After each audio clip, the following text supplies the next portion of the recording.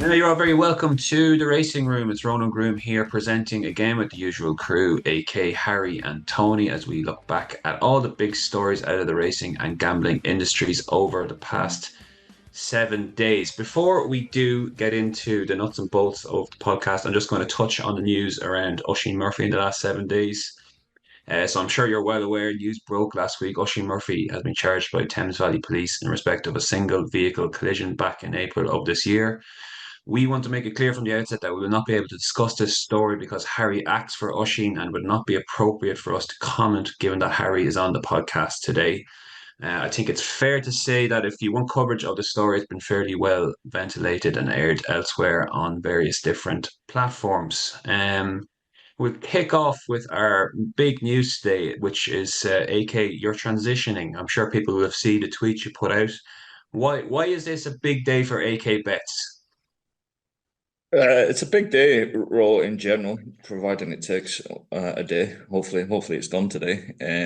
But yeah, it's big in the fact that, as you know yourself, we've been operating just under another license, the Star Racing license, and that is just basically we were a new website, new app in March 2023, and just we've grown to sufficient size to and just be able to take on all the different costs, etc., associated with having your own license, just because of how we've grown essentially.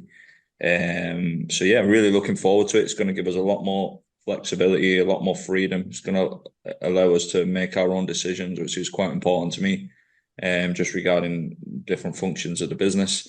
You know yourself, we've added MLROs, compliance guys, player safety guys, our own full customer service team fully dedicated to AK Bets.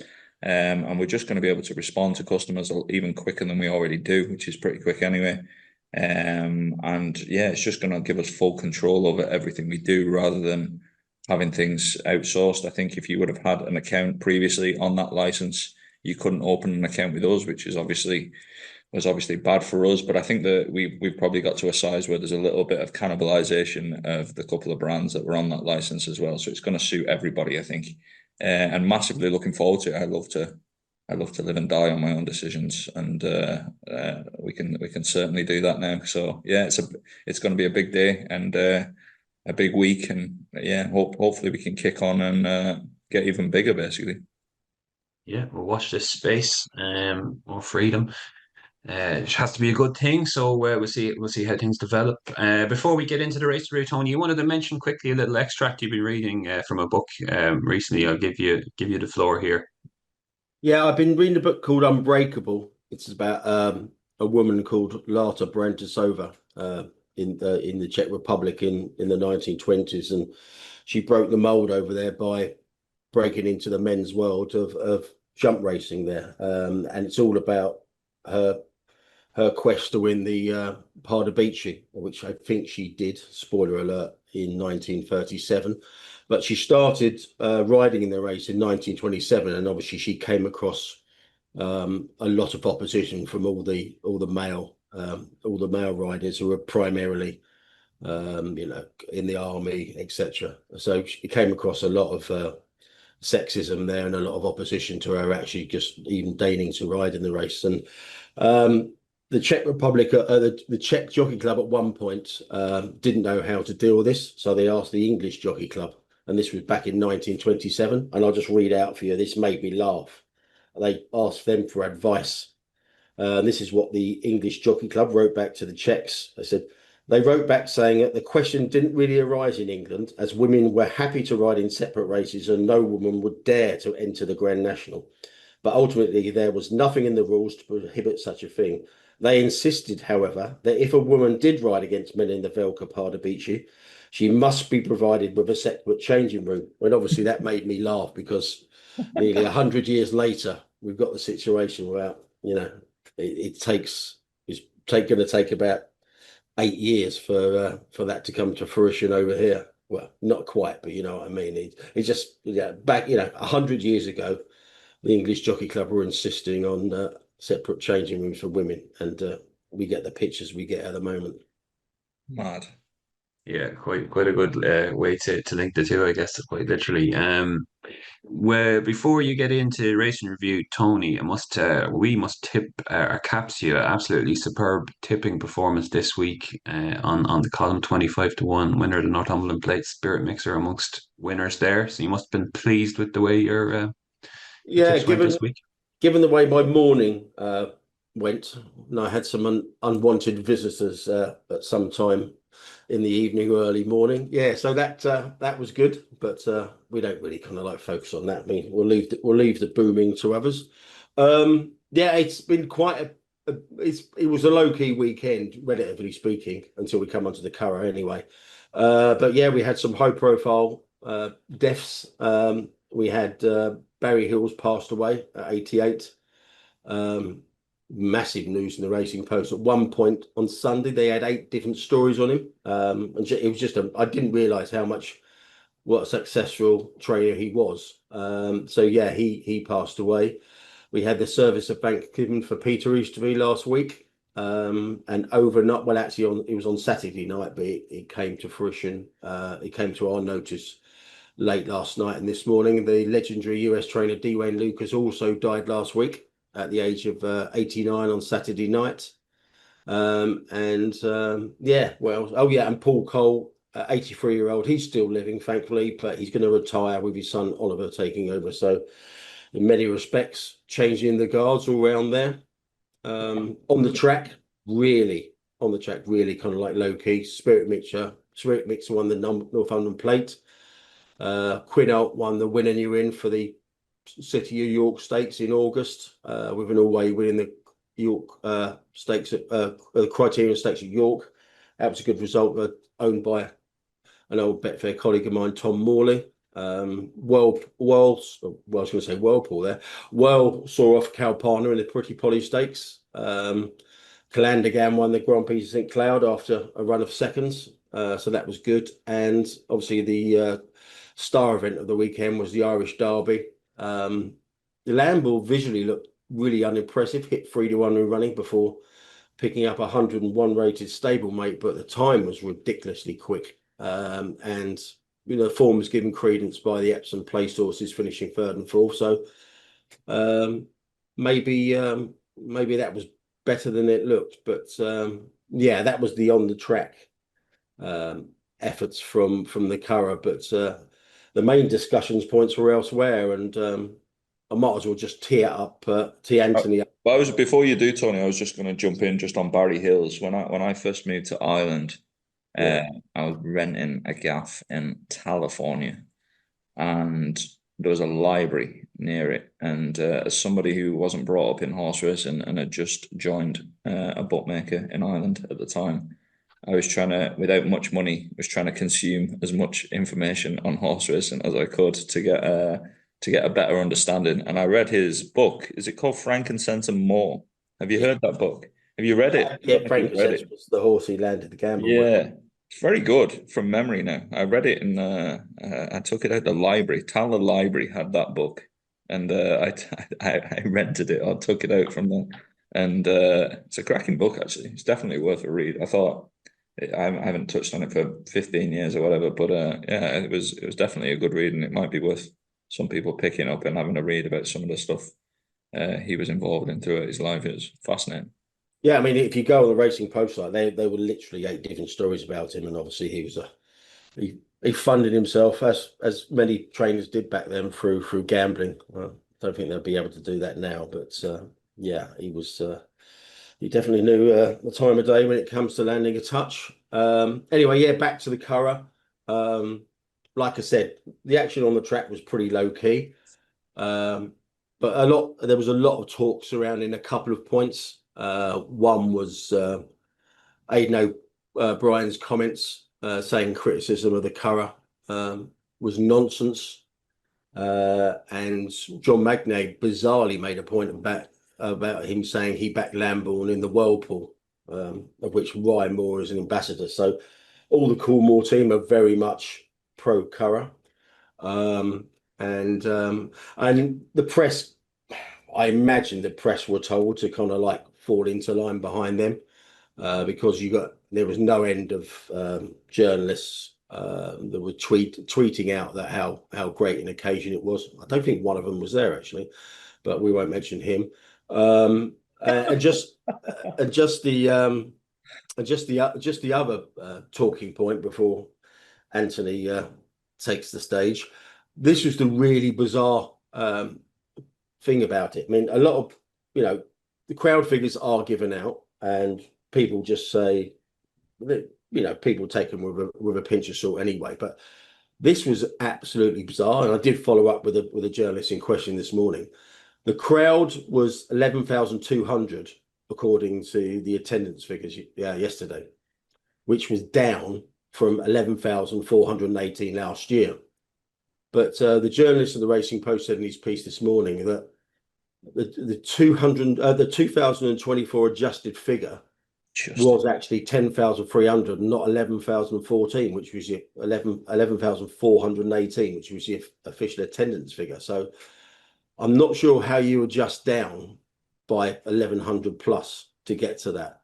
And he said Brian Kavanagh was asked about this, and he just said, well, he wasn't there, but they decided to round it down by 1,100 plus, which allowed them, coincidentally, to actually say their figures were up 9% from last year, not down, which is all very, very bizarre. I mean, a lot of people do, like you said, take the attendance figures with a pinch of salt, but any journalist should have just said to him, well, you're talking nonsense. Where are the 1,100 plus, people from last year on the official attendance? Where have they gone? So another curious aspect to it, but I know you've got some strong views on the Curragh, Anthony. Yeah, I suppose. Yeah, that attendance is just the latest. The adjusted attendance figure is the latest bizarre thing that comes out of mouths there. I think if you ask the Curragh how many people in the Jackson 5, they'd say 8. It's an absolute joke. Like, I don't even know why they even quote them. Anyway, moving on from that, I'll start on a positive, and my positive is Ruby Walsh and Brian Gleeson, because Ruby Walsh, I might not always agree with him, but he's not doing anyone any favors. He'll just give his genuine opinion on stuff, and it's almost as if I basically agree with Ruby Walsh, chapter and verse, basically saying it's just literally a whirlpool event for the investors in that track and people who put money into that track. It's not about the people. It hasn't been, and I don't think it ever will be. So that's kind of why I don't know if we just stop talking about it, because if we're not going to acknowledge the basic facts of the matter,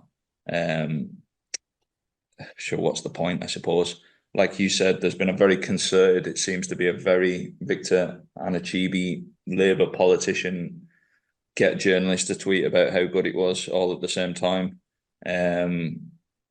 You don't do that if you've got any faith in your product, and it's just bizarre. For me, it's really, really bizarre. I looked at those 7 journalists, inverted commas, tweets. I couldn't see anything organic. I couldn't see any organic tweets in and around the 3 hours after racing from people who were ordinary racegoers tweeting about how good a time they had. I couldn't see it. I've seen replies to people's tweets, but I don't see anybody actively on the front foot tweeting out what a great day they had and looking like a genuine non-AIR card getting for free person. Yeah, I don't know. I don't know what you say about it. The Curragh is actually trending this morning. I don't think it's for a lot of people saying they had a great time. I think it's for people discussing this topic, essentially. My thoughts on the betting ring. The betting ring, we heard Brian Kavanagh. I keep hearing Brian Kavanagh say, "Oh yeah, we'll take that into account. I think he said about moving the betting ring. We'll take that into account." And then the very next interview I heard with him a few days later saying they're not going to move the betting ring. I'm just the one of the comments that really sticks in my craw about the betting ring at the Curragh is an executive at the Curragh telling me that bookmakers in front of the stand would affect the aesthetic of the stand, and that just made me think that they were so out of touch. I just have that comment in my head. And the point I made on Twitter as well previously or yesterday was that this is literally the summer of no sport. I appreciate Ronan, you're mad into the GAA and a lot of people are here, and that's fair enough. That literally was the only thing on yesterday, as far as I could see. The weather is absolutely roasting hot. I don't believe the numbers. I think that I just wonder how low is too low. At what point do people say if it's 10,000 next year, if it's 9,000 the year after, if it's 8,000 the year after, like at what point do we stop hashtag being positive about stuff that's just I don't see much like people saying it was the best day at the Curragh since it reopened. That might be the case, but it's no that's nothing to crow about, I don't think, because there's no competition there in the last 5 years for that. I don't know. I've seen obviously Kevin. I like Kevin. I'll chat to Kevin all the time. You can disagree with people all the time and still chat to them in person and it not be personal in any way. But he's sending a video of the crowd watching a band which looked like about 300 people to me, 350 people, and saying that I don't care about the attendance figures. This is unbelievable. That was Kevin Blake, by the way. Yeah, I don't see it. I would have loved to have sent Hugh Cahill on RTE Racing yesterday, giving some balance to the status to the well trodden line, I think. But yeah, I don't know. That's my opinion on it, and I think we're not recognizing the reality. I'll tell you what will happen for other meetings later in the year. They'll be absolutely, you know yourself. I don't know. I think I can't see it improving because if you don't think it's a problem, sure, what's there to improve? It's unbelievable, apparently. So Can I offer just a view? Like, I appreciate there's all those tweets and you mentioned it, Tony, and you mentioned it there as well, AK. I think I struggle with the idea that there's been a kind of message being put out by the Curragh to all these journalists to say, will you tweet something good about us? I just don't think that's a real, like, I don't think someone's stepping into the the people media or the tweeting press. it, from my point of view, are all incentivized to. They're probably all getting paid in some way, directly or indirectly. I appreciate that, but I do on the other side, I do think there are a lot of people who want the Curragh to do well. Naturally, we We all all do. like, I do. I do as well. but and you said yourself there, it's if I know it's not the bar to measure it by. I still can do much better, but I think I'm just kind of offer their opinion that it's probably a step in the right direction. And I wasn't there, so I don't know. But I think these people like Franberry, etc., they're going racing a lot. They're going racing to Curragh a lot, and if they're saying this is better than it has been, we can be a bit more positive about this. That's why I'm just kind of playing devil's advocate with you here to say. Oh, you're welcome to. You're definitely welcome to. I disagree. I do take the point that it was probably better than meetings of recent times. All this, it's turning the corner. It's been garbage for a long time. It's been absolutely garbage.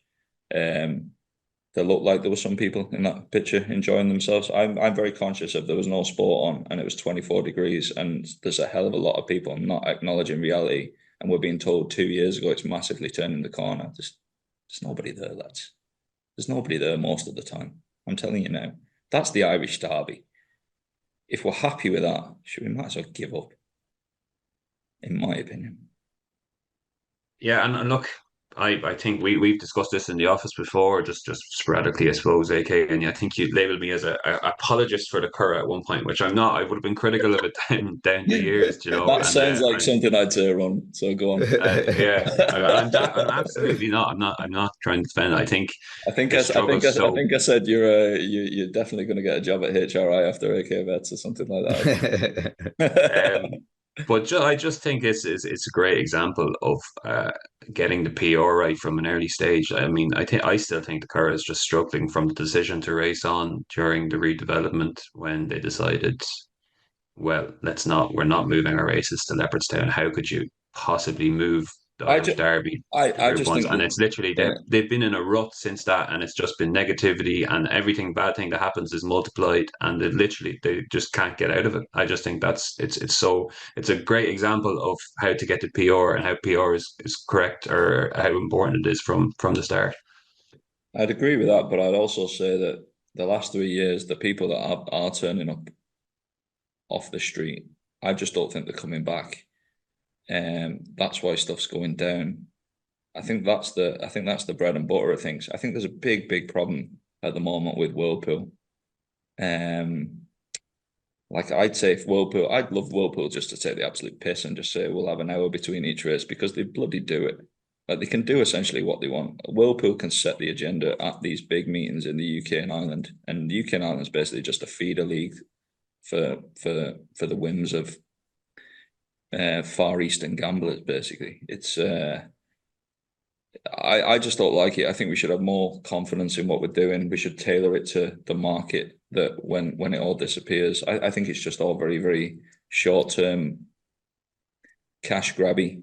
And I think that's what's important. And me talking about it, you talking about it, a journalist tweeting about it, at the end of the day, it has absolutely no effect, because they'll do whatever the Whirlpool wants, because they're the only people putting money into it. That's it.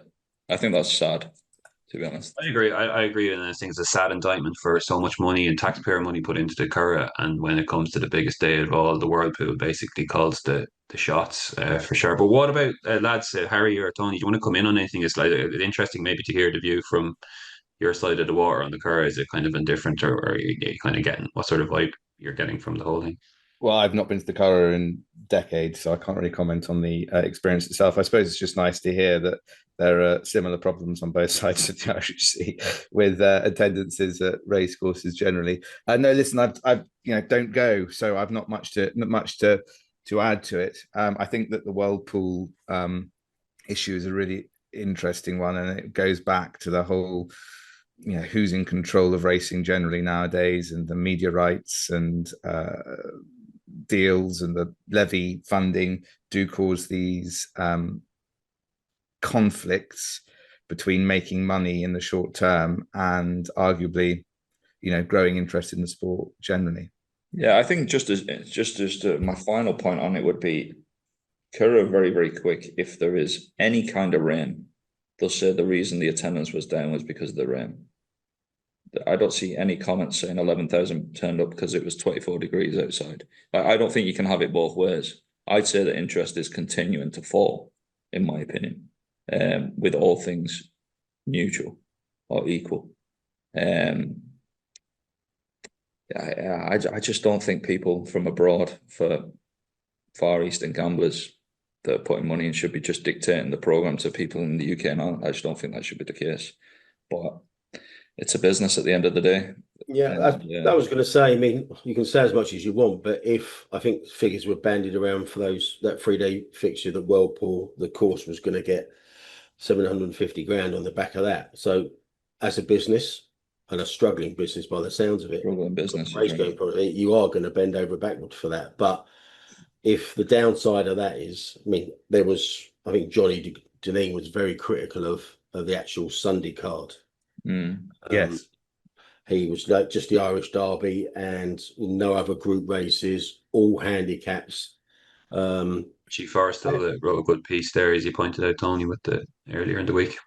Yeah, it was the thing. But like from what I saw on social media, it seemed pretty full, to be honest with you.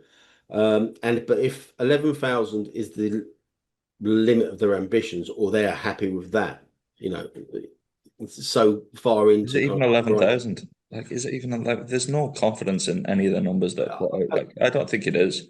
I spoke to a couple of people this morning, and they did echo that. They just said it's a bit of a How can you get it wrong by 1,100 the year before and only correct it? We find out about that the week of. This is where they've really fallen down here. And I went through and had a look at on the various websites. The official attendance 2024 for the Irish Derby meeting was 11,418. All of a sudden, we're now meant to believe it's 10,300. I mean, that's some accounting error, and some counting error as well. But the fact is that they're coming out and say 10,300 allows them now, yesterday's crowd, to be 11,200, to allow to say, oh, it's a 9% increase in last year. It just sounds like just pure cock, doesn't it? Really? I mean, I don't personally believe that, but But like I said, if they're happy with 11,000 and you add a bit of balance, there were people on my timeline this morning saying actually it was a little bit too busy than I'd have liked. But that may be because, they're used to kind of like just walking in and out and being the only person in the toilet and at the bar, etc. So yeah, so I think, yeah. it's kind of it's easy to be negative because it's easy to be negative. And as much as Aidan O'Brien wants to come out and say, you know, you can't be negative. Let's be positive about something. You can only be positive about something if you feel there's something to get behind. And just because, like you said, just because a load of journalists, all tweet at the same time with a very similar message to Aidan O'Brien, and I do, unlike Ronan, I do think that's probably a strategy from the PR guys at the Curragh and There's no doubt about that in my etc. mind. But I don't know that. I just think it's a bit hollow if you don't think people are saying what they believe all at the same time. Like, yeah, and listen, I love Aidan O'Brien. I think he's absolutely class. So obviously, he's unbelievable. I just don't think he's the barometer for success at crowds, to be honest with you. I don't think his experiences are just in any way linked to everyone else. Listen, if my boss owned 12.5% of the Curragh, I'd be very effusive about it as well. If I got to gallop 50 horses after racing at every single quiet meeting on the Curragh, I'd be very effusive about it as well. It's just I think you can either get suckered in by that or you can take it for what it is. One thing I really want to share is Brian Gleeson. To be honest with you, that Brian Gleeson interview was strange in the fact that it was so bloody good. Like for terrestrial TV, it was unbelievably pointed and basically saying what, in my opinion, a lot of people say, and asking unbelievably difficult questions live on TV. I thought we haven't seen that for ages, and I thought it was very, very good, to be honest with you. And he's like everyone, myself included, like the Curragh, everyone gets stick off different quarters, and Brian gets some stick as well. And I think it's probably worth shouting out that was like something we haven't seen before. I thought it was really, really good, and more of that. Agree. Yeah, I absolutely agree. It's a good piece of journalism from Brian and put him on put Brian Kavanagh on the spot as well. But we'll leave it there on the Curragh for this week. Until next time. We hope. Uh, Listen, I just conclude that by saying, listen, I really, really hope that I'd love to be here in 3 years and going, there's 25,000 at the Irish Derby and aka you've made an error here. Like, I just think you have to acknowledge the reality if you want to a little bit more, if you want to improve in it. I want to improve it. I have no vested interest in the career. I have a little pitch there. I wouldn't go. So it means very little to me, even though I talk about it as the detractor often. But I think you just have to acknowledge the reality a little bit more. It's very hard to improve on something if you're not really acknowledging the underlying the fundamentals and what's underlying. I think, but good luck to them. I actually really hope it succeeds. Same here. We move on, gents. We follow up on our discussion, or your guys' discussion on the Tote last week. AK, you put up a very detailed thread during the week as well, which was quite interesting to read. But I'll let you come in here, Tony. You've seen there's no real follow up to the discussion where you thought maybe you might steer something, but doesn't seem to be any sort of follow up story there with the seating situation with the Tote. Yeah, but it's absolutely bizarre that this story hasn't been picked up and run with by somebody, but we're not surprised by that. Journalists, all very, very friendly and tight knit. They tend to praise as one, as we saw with the Curragh yesterday, and they just ignore at will as well. As long as one doesn't break ranks, then another one doesn't have to follow it up. We all know certain papers have got certain associations with the Totes, but even so, we think it's a big story. Well, myself and Anthony do, and yeah, it's just absolutely bizarre. I mean, this is all about the Tote betting on seeding in their own pools, something that they don't do with the World Pool.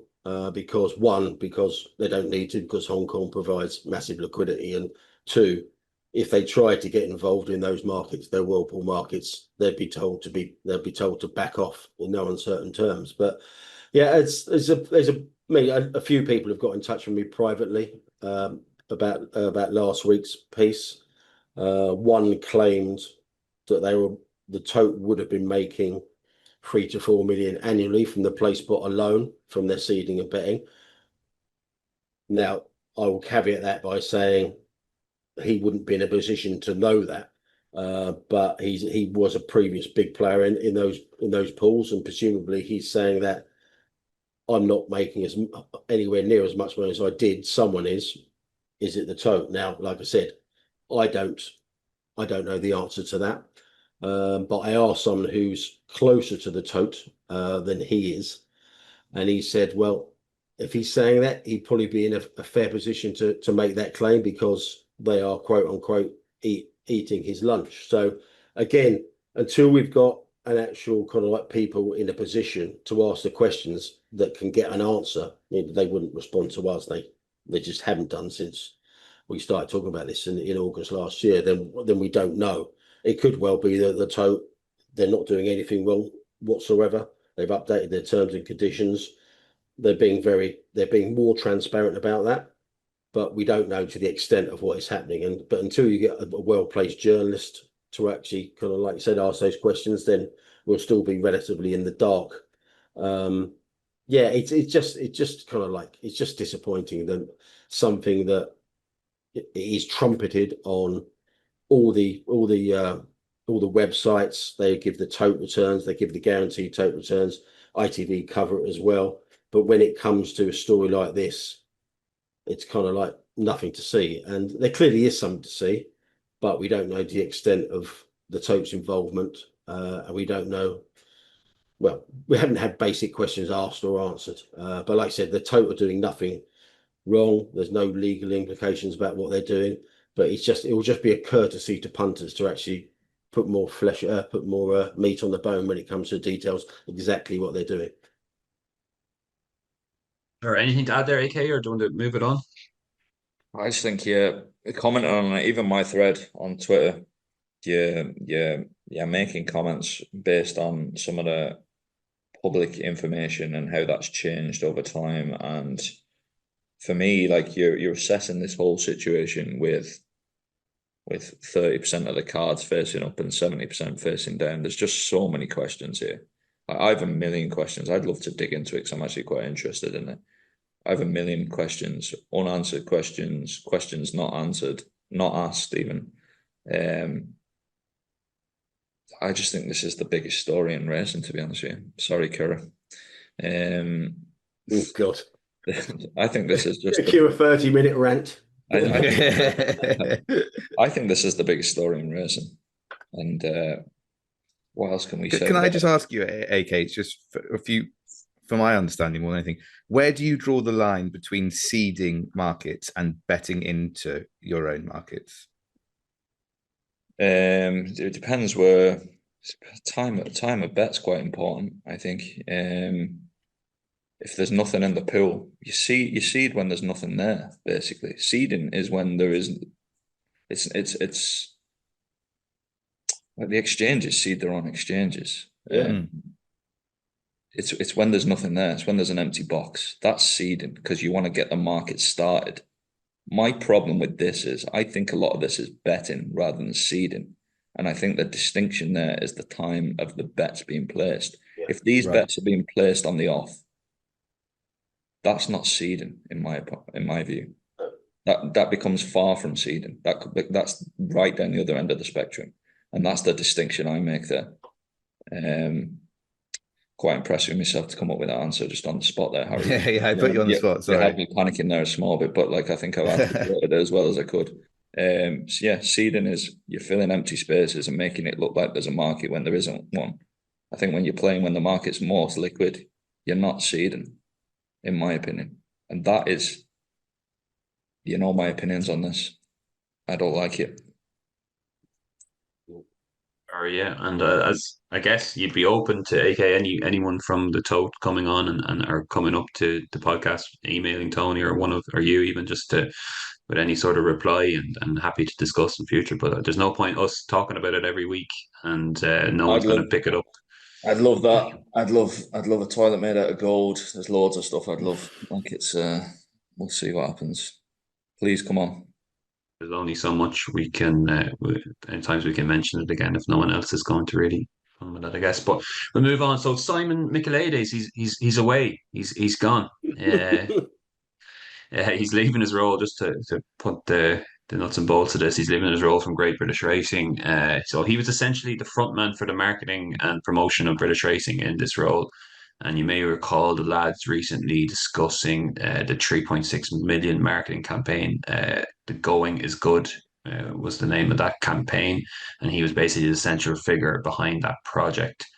So in his kind of interview or his quotes leaving, he said, after 16 months in one of the most rewarding roles of my career was with mixed motions, that I would be leaving the world of racing. It's not been an easy decision.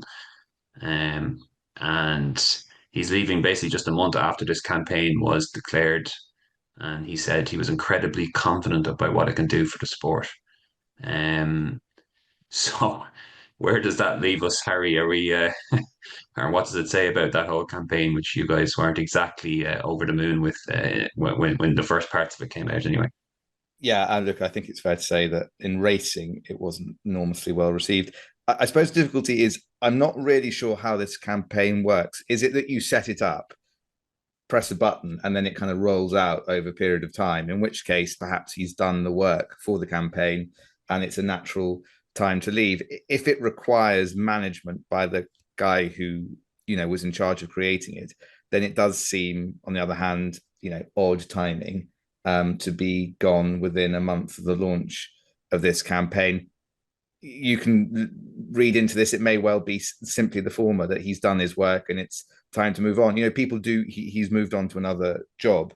People do get offered gigs that are better than the ones they've got at awkward times, and sometimes they take them. So it could simply be that. But I suppose cynics might suggest that he's not leaving at the peak of the reputation of GBR's efforts in this regard after that advert was circulated a month ago. And perhaps there will be someone somewhere rather wishing the timing was a bit different, I suppose. Isn't this it? British racing, kind of in a nutshell, Tony. I guess it's. I was doing a piece with Rafe Beckett one time in my old job, and he was saying that the main problem is these people come into these positions, they're there for a year or two, and then they kicked on, and they're kind of leaving not more of a mess from what they started, but it's just not conducive to a well-run operation. And it's the same with, I guess, other positions within the BHA.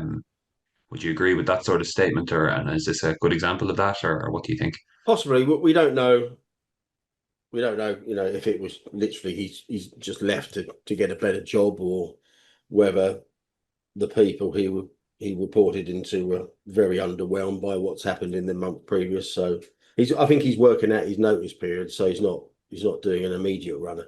But yeah, I mean, that was always the criticism of Julie Harrington when she was appointed, coming from other sports in certain areas. But she did have a racing background, with Northern Racing, etc. That's often that criticism that was often levelled at Julie Harrington. These are BHA appointments aren't for the long term. So yeah, I think that's probably. I think though that you do have to be careful with that, because there is, and funny enough, I think Rafe Beckett is one of the big promulgators of this theory that only people in racing should be involved in racing, really, in any capacity. And actually, I think that's, in my experience, that's been one of the problems that racing's had as long as I've been working on the outskirts of it, is that it doesn't get enough churn of new blood, people coming in with different ideas.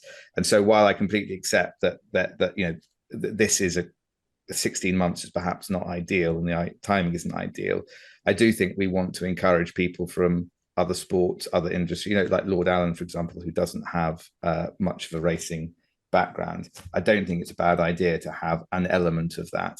And so that, the attitude that we need people to be in situ for 25 years is, in my view, sort of how we've got to where we are, really. Yeah, it comes down to anything. It comes down to good ideas that work at the end of the day. It's like you can be the best football manager, but if you sign crap, it's not much use. Like you need, it's just whoever it is needs to do stuff that works. And I don't know. I think Hey Girl and Teacups probably wasn't it. Has that ended? Like, I haven't seen it again. That advert came out like 2 months ago, did it or something? And then what's now? What's next? I'm buzzing to see what's next.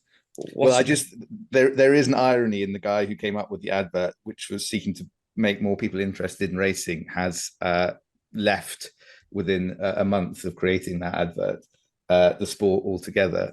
So yeah, I don't think it's very hard to understand the algorithms of social media and these things. So perhaps we're just not getting it on our feeds. But I've not heard anyone really talk about it since the weekend it was launched, really. No. Yeah, well, we'll see. We await to see the next development there. Tony, did you want to comment quickly? There's a few little stories that came out of Royal Ascot. I suppose Cersine and Gary Carroll issues there, and you have a few viewing figures from ITV as well. You just wanted to mention.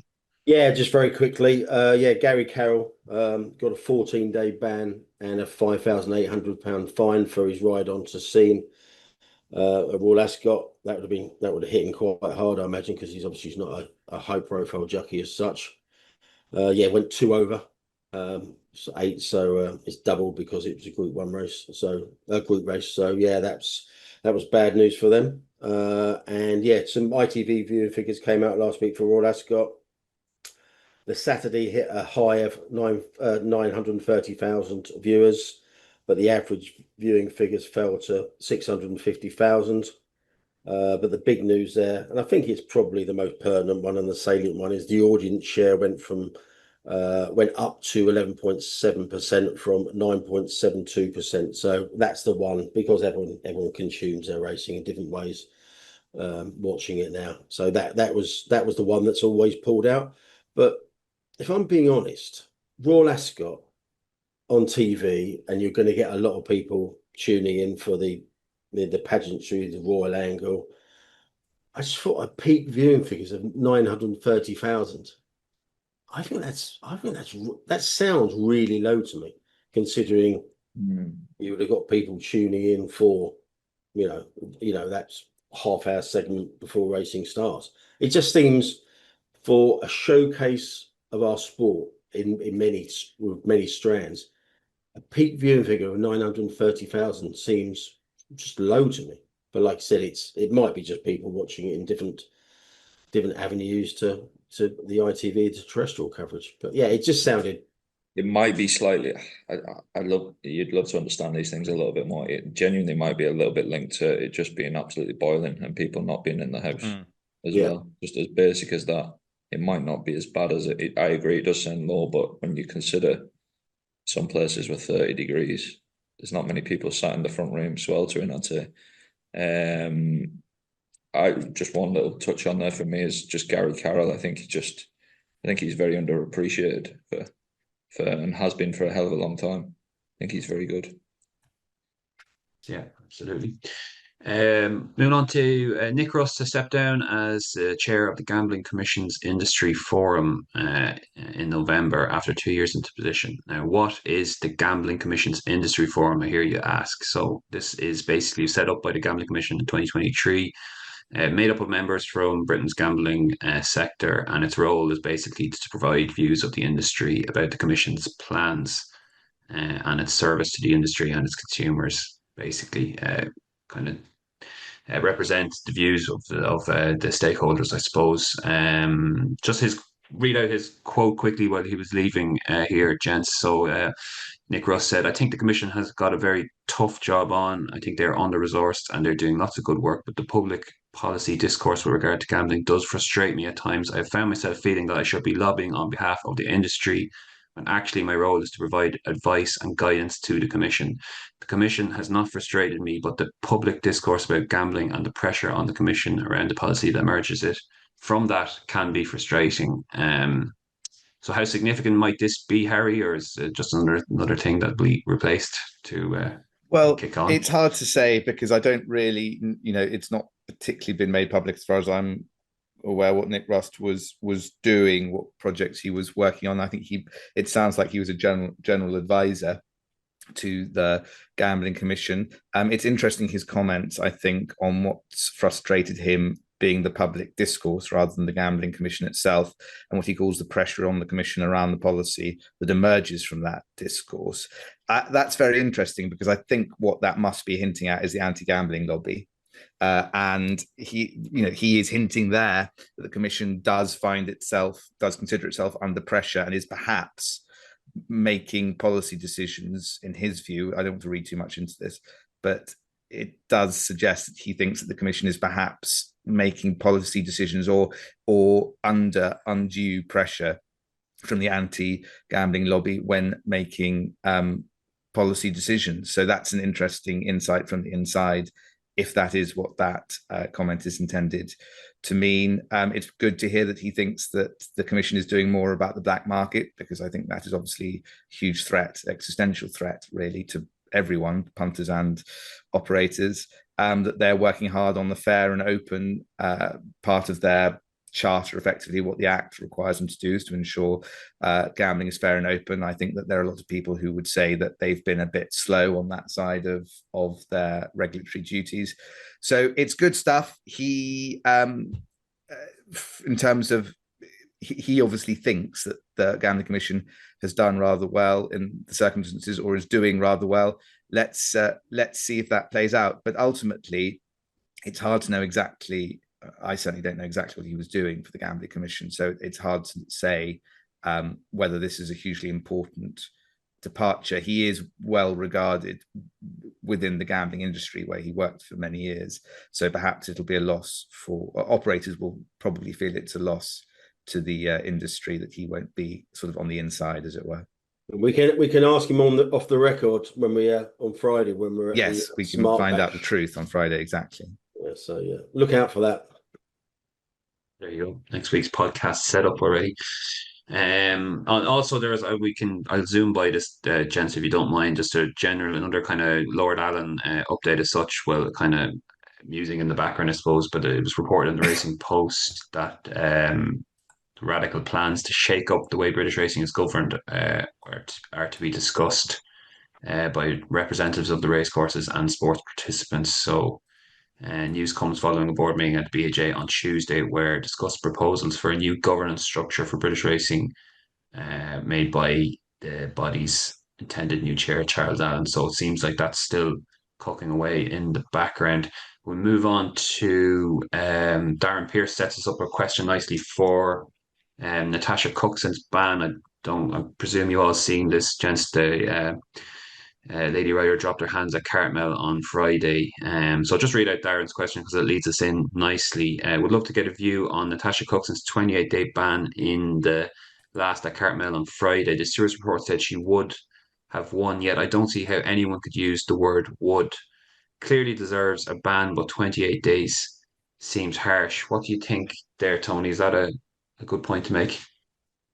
Yeah, I think it's a consistent theme of what I view about these circumstances. If it's a kind of like unfortunate error, especially with an inexperienced jockey, I do think a 28-day ban is a bit excessive, given that we all watch racing, mainly on a daily basis, and we see very questionable rides where they're purposely not trying to win, in my opinion, anyway.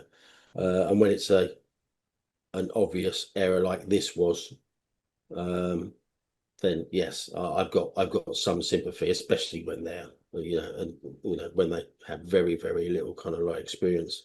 So I had a look at the ride a couple of times. I agree that I'm not sure she should have won, but that's really not the point, is it? From what I gather, she clearly stopped riding when she was in a winning position. In that case, the Stewards were bang right to give her a ban. Whether 28 days is excessive, I would argue that it is in this circumstance. Well, I can take you very briefly through the rules, which is failing to ride out approaching the finish on a horse that would have been place. If the place not obtained is first, then the recommended penalty is 28 days. If the place not obtained is second or third, then it drops down to 10 days. So that's a ridiculous rule, just in given each way terms and handicaps being four places, even at standard terms, and that's just a totally insufficient. Not well, when it gets down to fourth, it's only 4 days, and any other place it is 2 days. So I agree. There's not much logic to it. So that's as if it's written by somebody from like a Getting Black type or something like that performance. It's not written by anyone who knows anything about betting has written that. No, well, that I'm afraid that's not the first time that the rules are not terribly sensible. I don't like. Yeah, sorry, go on. No, I just think that it's just going back to the original question, which is how can you say that she would have won the race? It's not particularly clearly drafted, but I think the answer is that it's on the balance of probability. So if the stewards thought she would more likely than not be first, then that's when they've got to. Essentially, it's very difficult for them to not use the guidance in the rules, which is 28 days. It is only guidance. Perhaps they could have given her allowance for, they did look like what you might call false finishing lines on the track, and they might give her allowance for lack of experience. But equally, if you'd back the horse, you'd be kicking yourself. So I think ultimately this is a real deterrent one. But I agree with you, AK. There doesn't make why there should be any particular difference. One of the most, when you've backed horses each way or for the place, there is nothing more irritating than the feeling that a jockey's not too bothered by the difference between third and fourth, or fourth and fifth. Or even further down, yeah.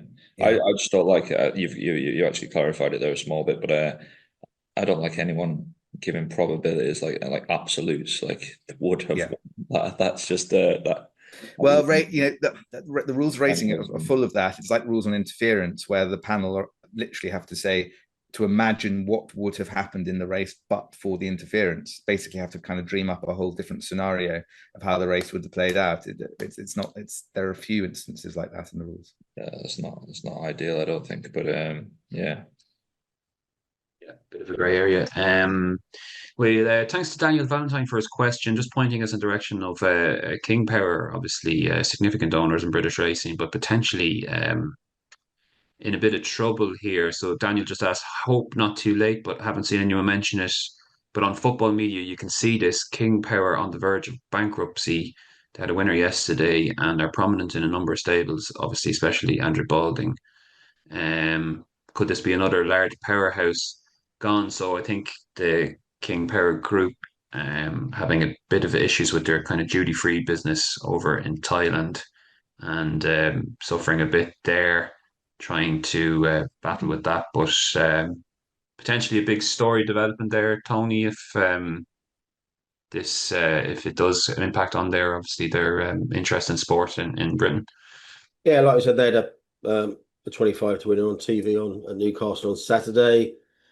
14 winners this year. They're probably not as strong numerically and strength-wise as they have been in the past, but they're still a significant player with a lot of horses. So we've seen a lot of owners like this fall by the wayside and their numbers decrease. The likes of Qatar Racing being one, and obviously we've high profile examples like John Dance, etc., and everything like that. So yeah, I hadn't.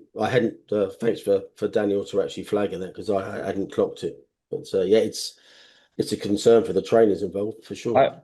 Can I say something there? Just sorry, rehashing old ground. Going back to that Natasha Cookson story, a lot of jockeys seem to say they mistook the winning post, and is that just because it's like a bloody white stick and it looks similar to other white sticks in the vicinity? Is it potentially time to change the winning post? Is that a stupid idea, or like it's you see, like you probably shouldn't be able to mistake it, should you? It should be so distinct that is the winning post. If it's you should ring out the BHA and ask and say you sponsor a great big orange and black monstrosity on it. Actually, AK could be the finishing post. He just stands there with his umbrella. The finishing fence. We had this, didn't we? There was a track, I can't remember, Tony, can you, that was criticised when a lot of jockeys were saying were they getting confused by the half furlong marker and the finishing post? Yeah, there was that, and they've also got the one where at Sandown where they've got two different finishing lines for hurdles and the chase tracks. Yeah, there was one. Yeah, it escapes me. Yeah, it's. Look, I think you can always do more, and if there's no cost to doing it, fine. But I think ultimately you've got to make sure that the duty is on the jockeys to know the course they're riding. Yeah. Did any of you catch the rider in Brazil last week? He's giving it the full Roger Loughrane to the crowd, right? 50 yards from home. I think he still won though. He did. He did, despite himself. I mean, it was quite something. I mean, he wasn't even looking in the right direction, was he? He was looking in the horse was coming up on the rail. He was looking at the stand as he was flying along with his arms out. It was like Roger Loughrane meets Mikel Barcelona. It's the best way to describe Roger Loughrane was a great one, wasn't it? That was superb. Question time, gents. At the 56th minute of the podcast, we're not doing too badly time-wise. So David Brown asked, why is the communication so poor in British racing? Yeah, Yarmouth had a race delayed last week, and the broadcaster didn't say why. There was nothing on social media accounts. So everyone left in the dark, whether it's updated going or this, it's a shambles in my opinion and needs improving. Tony, would you agree? As a general point, yeah, I think here you've got to have some sympathy because apparently a horse got stuck in the stalls, had to be sedated, had to be got out. But yeah, I think people like Ross Brewley, who does some Racing Post podcasts. Well, I think all the Racing Post podcasts are finito now, racing ones anyway. That's by the by. Yeah, he made the point. Just say, look, I'm here. It's an hour later. I don't know what's going on.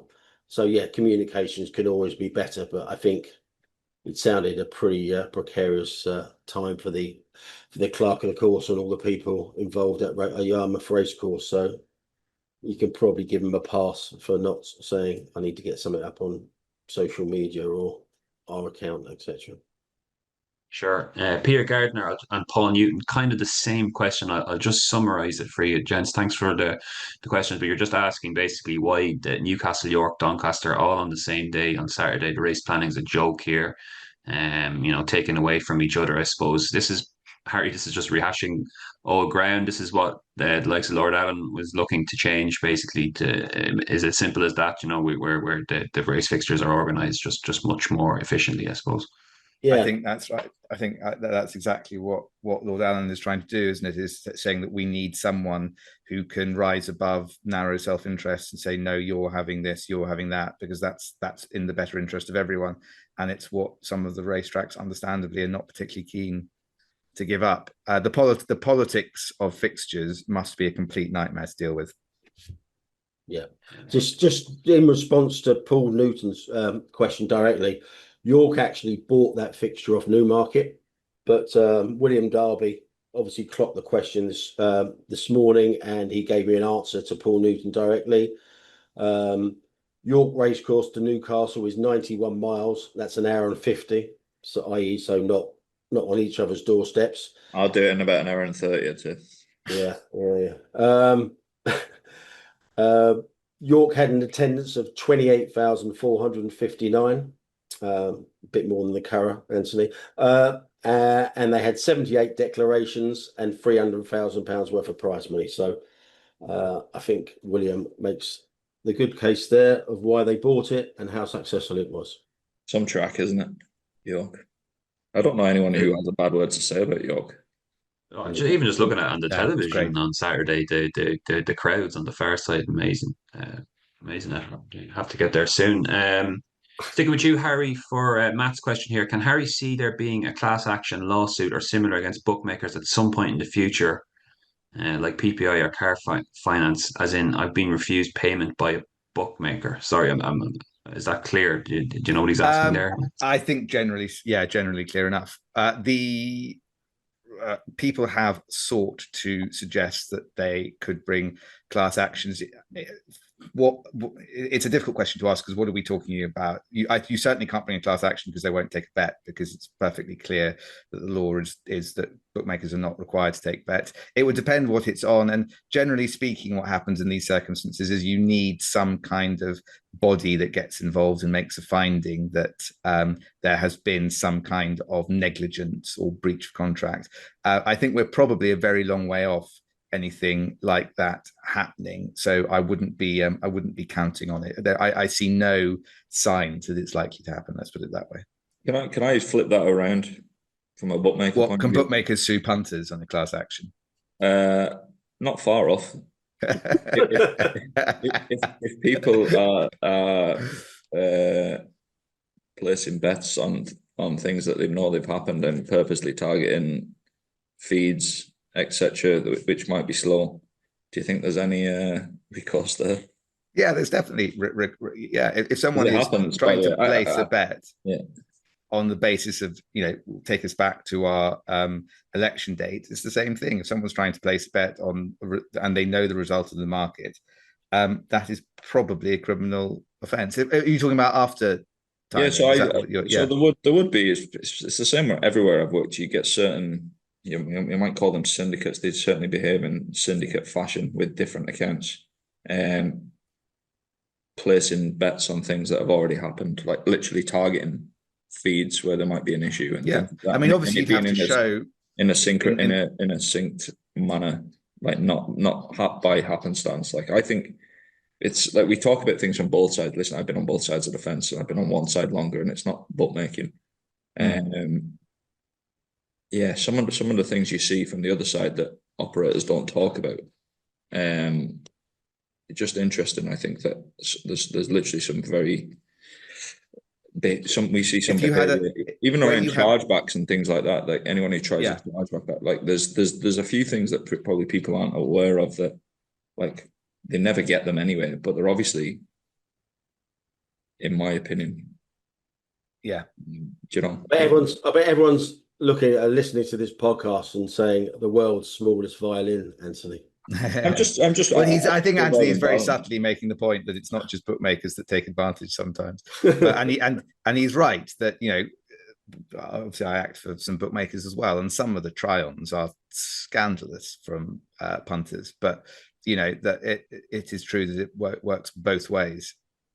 Yeah, I'd have, like, we do a lot from a prevention of, as we should, obviously, and the problem gambling aspect.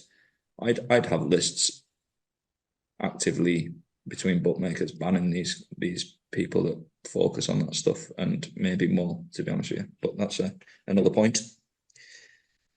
JD asks, noticed Betfair only offering 1/6 odds each way on a couple of races this weekend. No option to take less places for better odds. Is this heading towards the new norm? It's bad enough that 150 odds is now industry standard. I didn't see these races he's talking about, AK, but is this happening, and is this a worry, I guess, for punters who are betting on Betfair?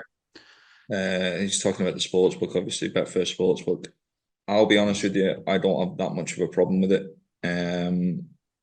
I think you take your extra places, and you need to be aware. I think you'll see a lot of adverts say 7 places, and there's no mention of the fraction. And the fraction is the most important thing. Price is obviously very important, but the fraction, the two things are the catalyst that's determining whether that extra place is worth it, basically. And you need to they'll point you in the big letter. The big number will be what amount of places they're playing, and the small will be the fraction. For me, it's just punters just need to be aware. Like, we'll for less terms, maybe not less fractions. Depends what it is, depending on the draw and things like that. Maybe in certain events. But yeah, you need to consider. The punter's job is to consider all these things. I don't have that much of a problem with it. It's probably up to the punter to understand a little bit more what they're taking in that regard. I think it's happened before as well. Like, I don't think they do it anymore, but 365 would have had different each way terms for golf at one stage. They would have been I don't know what it was. It might have been a fifth, the first 8. It might have been, I think it was a seventh, the first 10, a ninth, the first 12. Like it's actually not new. Yeah, I don't know. It's you probably want the option of. I think in an ideal world, everyone would want the option on horse racing to take standard each-way terms or to take a bookmaker playing with the each-way terms. You should probably. The ideal situation would be you have to offer both as a bookmaker. If not, I think you're going to get. I think the fractions will keep deteriorating whilst bookmakers can pick and choose, maybe.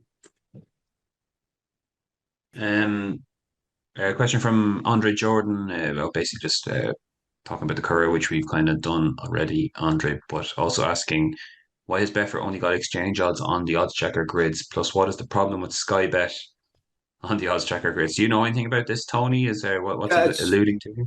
Yeah, I mean, obviously, Flutter Group, I think they negotiated to have only two of three of them, only two of their three firms actually on there, and obviously the sportsbook were discarded. I don't know any details above and beyond that. I mean, it's obvious to see if you look at the grid, they're not on there. I think what he's referring to on Sky Bet, and I've got to be careful here in case my son gets on my ass, but actually, talking about that, I better ask him where he was on Friday night and Saturday morning, actually, because he's the number one suspect.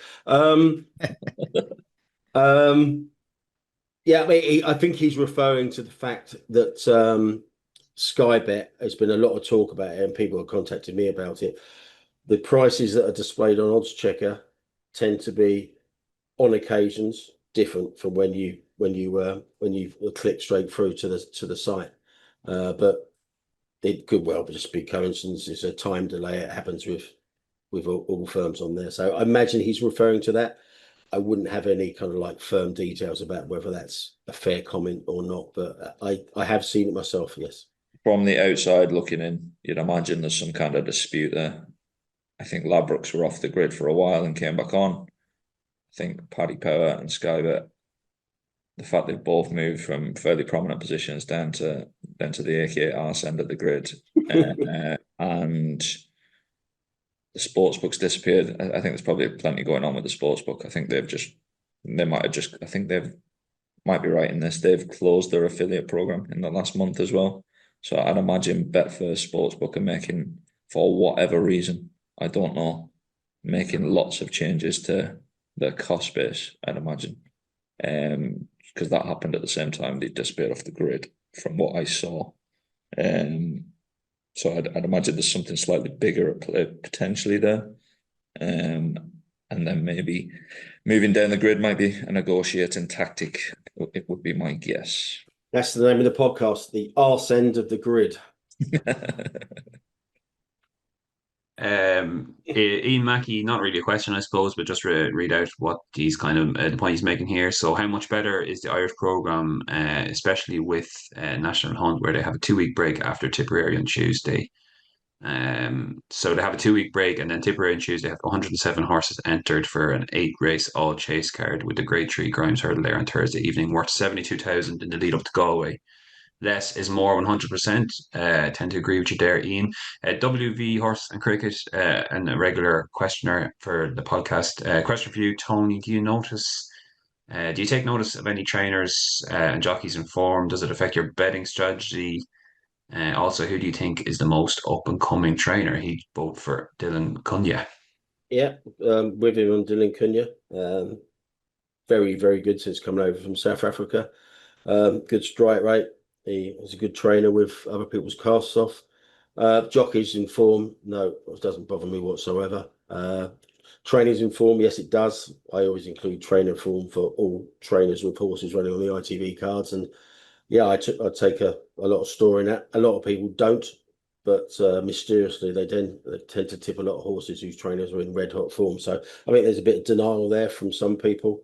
Other trainers, young trainer Charlie Clover looks to be a real kind of like a trainer going places. I think it might be his first year, but he's had a Royal Ascot runner up and very good strike rate. And other people in the north, Harriet Bethel's got a brilliant strike rate this season. Yeah, so yeah, I do set a fair bit of store by trainer form, yes, but jockey form, no.